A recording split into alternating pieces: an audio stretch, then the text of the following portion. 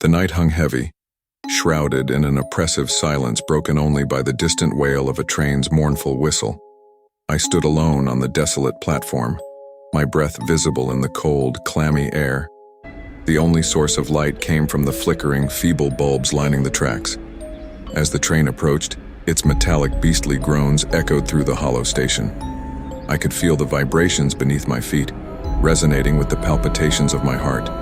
It was then that I first saw her. She emerged from the shadows, a figure draped in a tattered white gown that seemed to float weightlessly. Her face, if one could call it that, was a blur of sorrow and despair. Hollow eyes, devoid of life, stared into the abyss. Strands of raven hair clung to her ashen cheeks, framing her spectral visage. I wanted to flee, to turn and run from this unearthly apparition, but my feet were rooted to the spot. Her presence was suffocating, a bitter cold seeping into my bones, paralyzing me. She moved towards me, each step a languid, deliberate dance. The air grew colder with every approach, a bone-chilling dread wrapping around me like a vice. I could barely draw a breath, the taste of metallic fear flooding my mouth. "Who are you?" I managed to stammer, my voice barely above a whisper. No response, just a mournful sigh that seemed to rise from the depths of a bottomless void. Her spectral gaze bore into me, a silent plea that transcended words. She extended a frail, ethereal hand towards me, the fingers elongated and translucent. Summoning what little courage I had left, I took a step back, the harsh gravel of the platform crunching beneath my trembling feet. The train roared into view, a behemoth of iron and steam hurtling towards us. I turned, desperate to escape, but my legs betrayed me, refusing to carry me away. As the train thundered past, its deafening roar drowning out all other sound, I dared to glance back at the platform. She was gone, vanished into the night. Relief washed over me, mingling with the lingering tendrils of fear.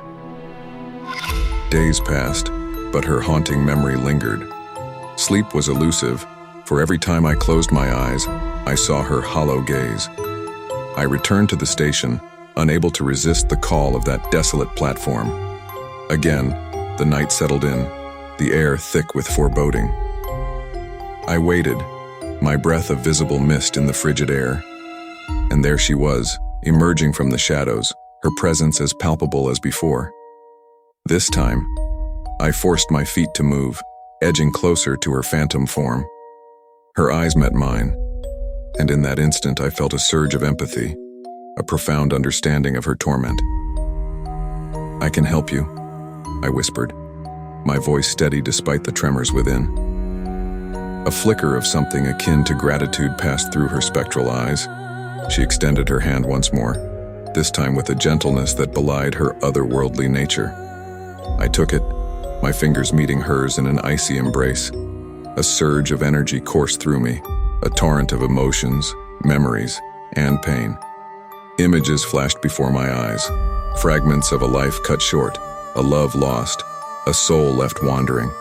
As the connection deepened, I understood. She yearned for closure, for release from the shackles of her restless existence. Together, we would find it. Days turned into nights, and together, we unraveled the mystery of her existence. Through whispered revelations and shared sorrows, we forged a bond that transcended the realms of the living and the dead.